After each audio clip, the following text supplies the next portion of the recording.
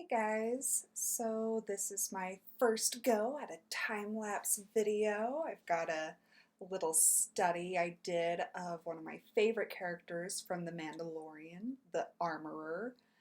And this is me working full speed pretty shortly here. We're gonna ramp it up.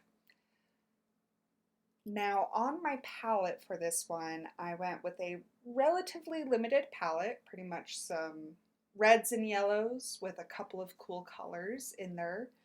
Titanium white, as always, Naples yellow, yellow ochre, terra rose hue, which I hadn't used before, and it's a really nice earthy red. It was really great to have on this piece.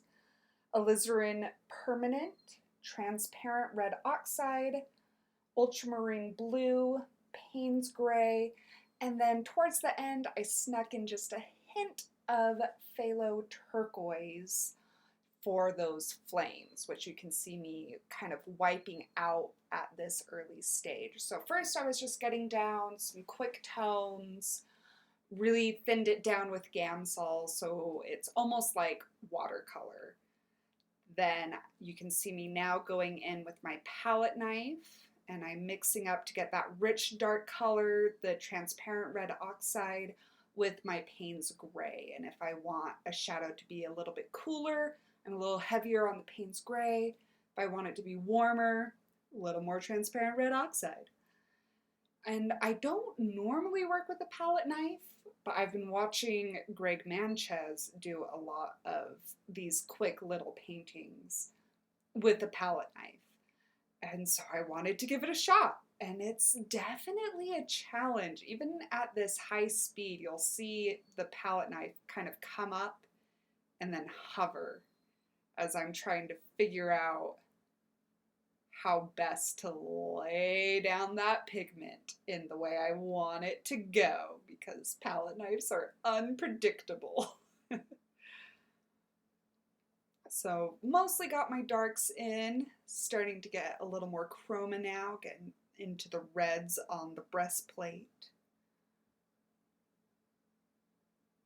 So yeah, we'll just let this run, throw on a little music. I might pipe in again.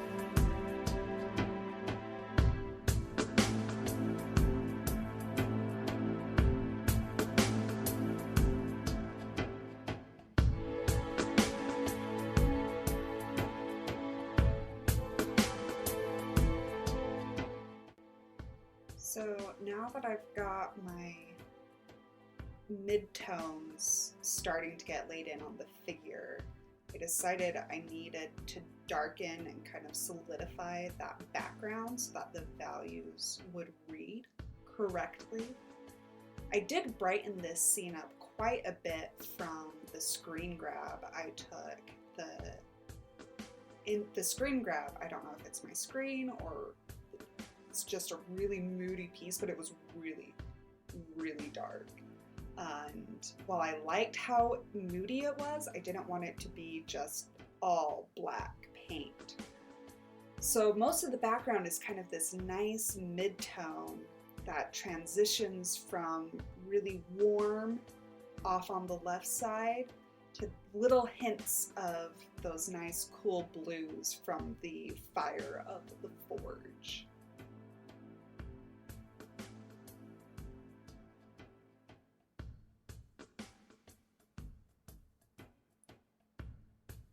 You can also see now that I've gotten in most of the bigger shapes, and these are smaller details on what's really a small painting, guys. This thing is just 6x6. So I've pulled out this little like 1/4-inch flat brush that I did a vast majority of the painting with. It was big enough that I could get some nice broad strokes, but by using the corner and the edge, you can see I was able to get some pretty small little details wherever I needed them. Now, what you saw right there was me trying to oil out. I took a nice little lunch break, and I had no idea that this surface, this gessoed MDF board, it was literally scrap MDF board that I cut down and gessoed and sanded, was just sucking up the pigment. So after my hour-long lunch, the painting was already getting touch dry, which kind of blew my mind, and it was making it really hard to judge values. I'm gonna slow way down to real time, and that right there was the most satisfying stroke of the entire painting.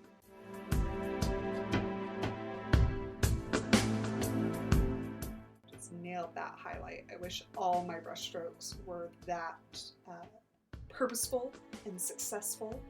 It's a thing I'm working on. I'll get there.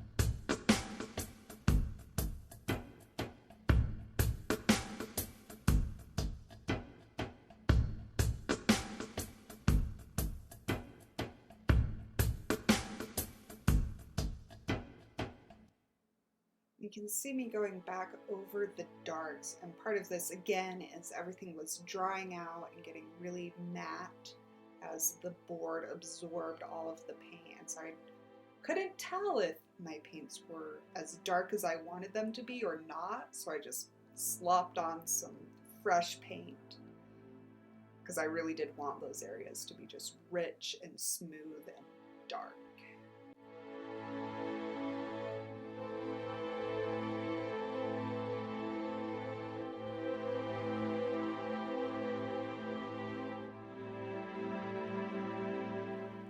Now the helmet was a lot of fun to paint. It, like the background, has this great transition from warm on the left side, because the metal is reflecting the warm light over there, to cool on the right side. And I was really, really careful when I was mixing my pigments here, because the value shifts within the helmet were so subtle. It's almost all mid-tone other than the bright highlight up top, and of course those nice deep dark eye sockets. But the rest of it, like, I kind of want to take this and turn it into black and white and see just how close those values are. So what's turning the form in this case, rather than value, is temperature and color. It's a lot of fun.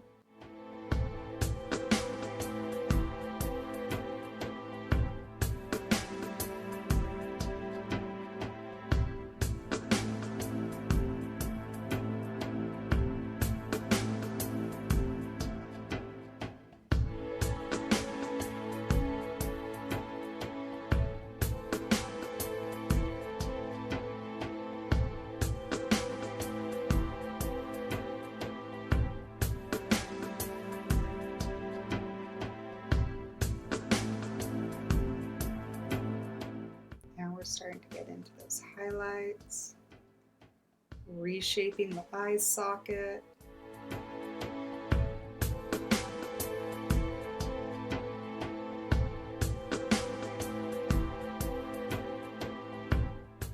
I did like softening that top edge, letting the highlight blow out a little bit.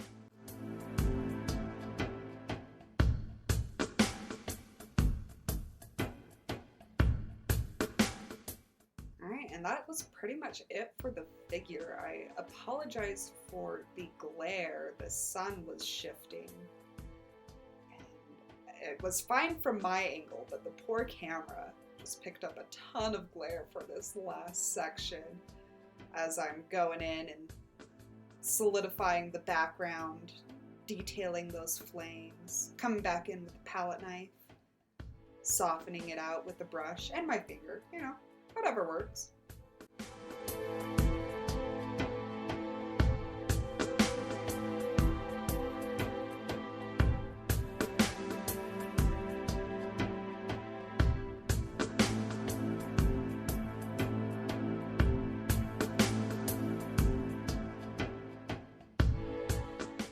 And I came in with like almost pure ultramarine blue to get those nice saturated blues, and then just softened it into the background.